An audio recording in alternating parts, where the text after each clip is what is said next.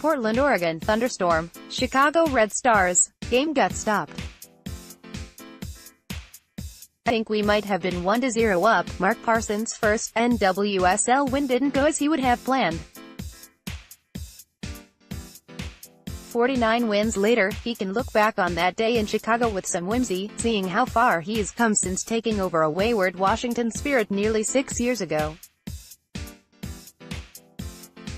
My first game we tied, and it was like winning the World Cup, he remembered. Then we lost 7 straight. Then we won, and we tied. We beat Chicago, 1-0, then we beat Seattle, 1-0, then we tied Sky Blue, 1-1. I was annoyed that the Thunderstorm gave us the first win in that spell. Everyone else was like, stop complaining. Get the win. Let's move on. I was like, we've worked so hard, and a freaking Thunderstorm is going to give us our first win. He's matured, he says. Now, he knows how hard it is to win in the NWSL.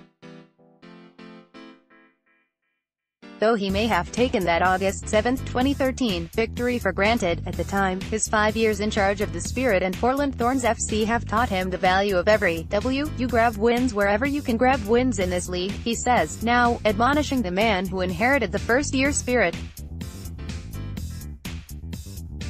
You don't get picky. You also don't ignore those who helped.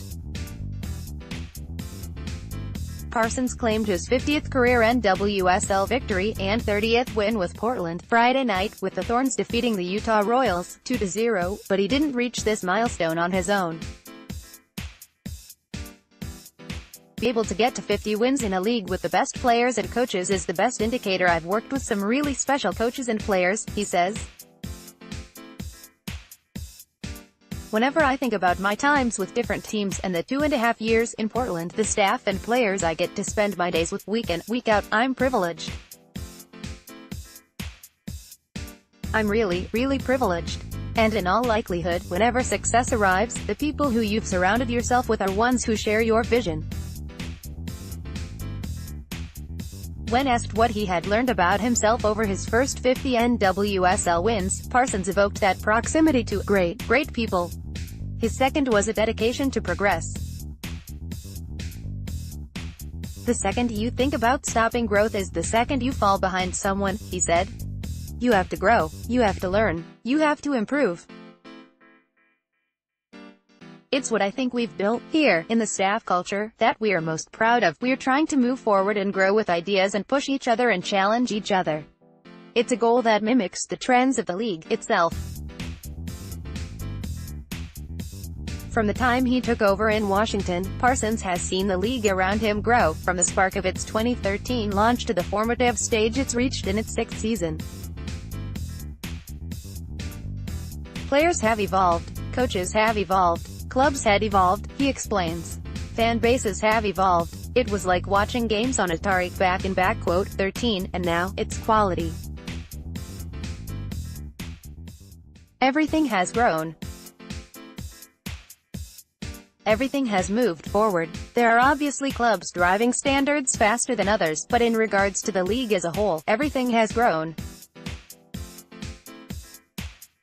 Everything has moved forward, but at the same time, there's still room for growth. We have to continue to hold ourselves to a higher accountability and drive more, he says. Everyone is like, wow, we have come a long way really, really fast, and we do respect that, but we have to keep going. We have to keep driving. We have to keep getting better. At such an early stage in the NWSL's history, this is what individual milestones are about. The mile markers matter, but even more crucial for a league 6 years into its existence, the path itself is important.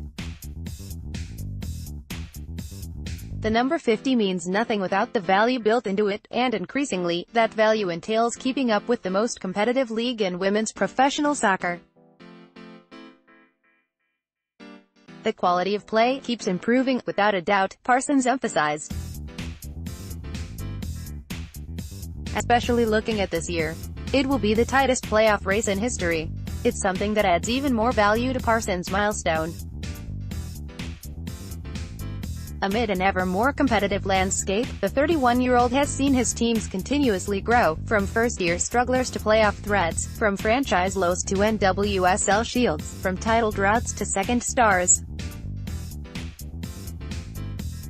Parsons may see his time in the NWSL in terms of players' improvement and growth, but his arc in the technical area has traveled the same course. Now, with 50 wins under his belt, he has to demand of himself the same things he'd want on the training ground: stay hungry, be eager to learn, and be even better at the 100-win mark than you were when you reached this milestone.